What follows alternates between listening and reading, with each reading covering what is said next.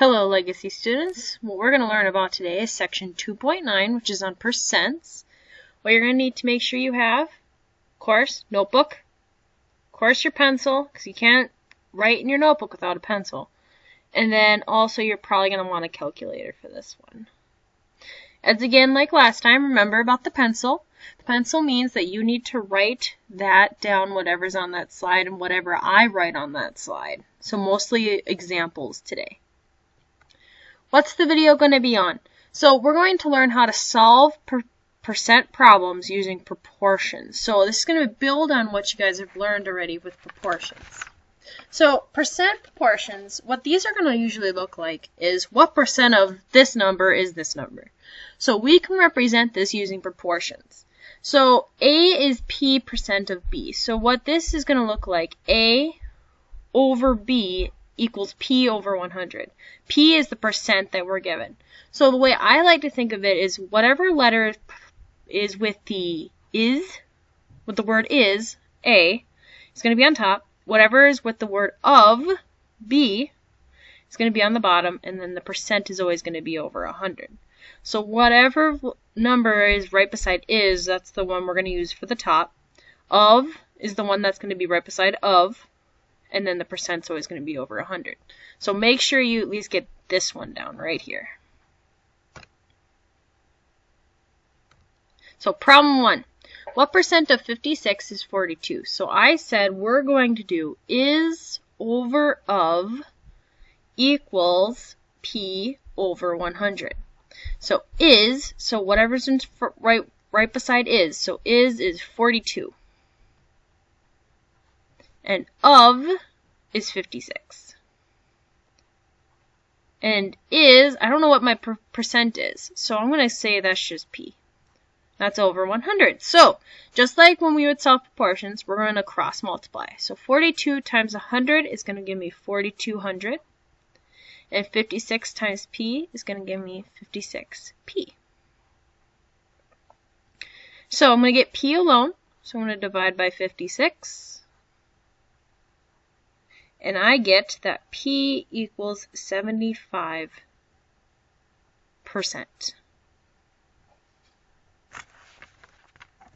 Problem 2. What percent of 90 is 54? So is right beside 54, so it's going to be my top. And the of is right beside 90. So 54 over 90, I don't know the percent, but I do know it's over 100. So I'm going to multiply. Do my cross product. 54 times 100 give me 5400. 90 times P gives me 90P. I'm going to divide by 90 on both sides. So I get that P has to equal 60%. Because I get 60, and I know they are asking what percent. That's why I'm putting percent at the end. Let's try one more like this. What percent of 40 is 2.5? So my is my first number, so that's 2.5. That's my top, my numerator. Of is right beside 40. I don't know percent. Now we're going to go over 100. So I'm going to go 2.5 times 100, and that's going to give me 250. And then 40 times percent, so I'm going to go 40p. So I'm going to divide by 40 on both sides. So I get P equals, when I do 250 divided by 40, I get 6.25%.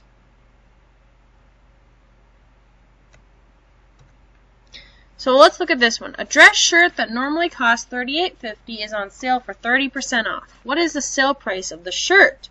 So there's about 2 ways we can do this. Either you could take $38.50 times 0.3, figure out how much that is, and then take it off of the $38.50.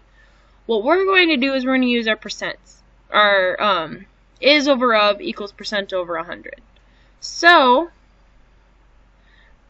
my $38.50 is the of.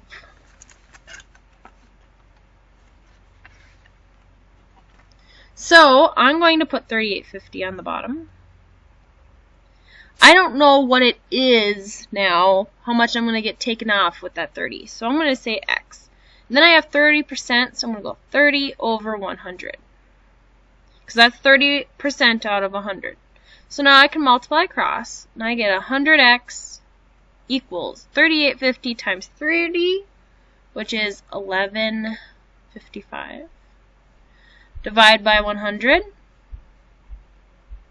And I get x equals 11.55.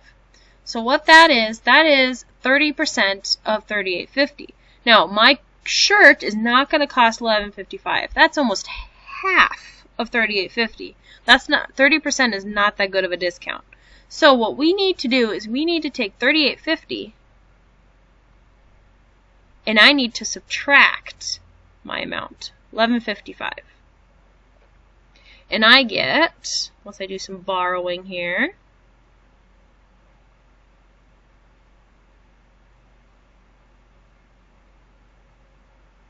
$26.95. So my shirt is going to cost $26.95. That sounds more like it for about 30% off. So this is also kind of like the shirt problem, but this one's just a little different. So 125% of what number is 17.5? So I'm given my percent, so I'm going to go 125 over 100. It's going to be on the right-hand side. I don't have my of, so I'm going to put an X there. But I do have the is, 17.5.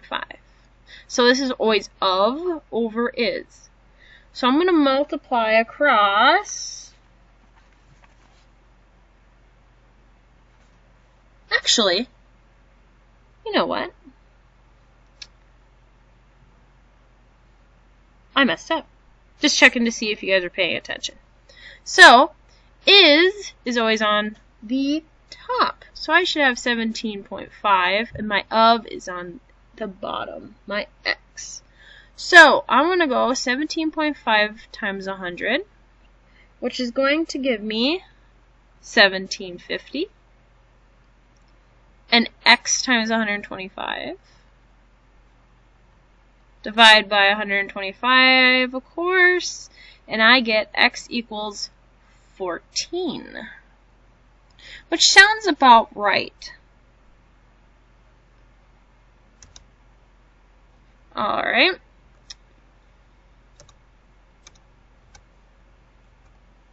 Let's take a look at an actual application of this. So you guys have probably had savings account, or you've heard your parents or your guardians talk about simple interest, or how they gain interest. So a common application of this is called simple interest. So what you're going to use the formula I equals PRT. So I is the interest gained off of this. That's how much money you get for having money in the bank account. Your P is what's known as your principal. Another way to say that is how much money you put in there to begin with.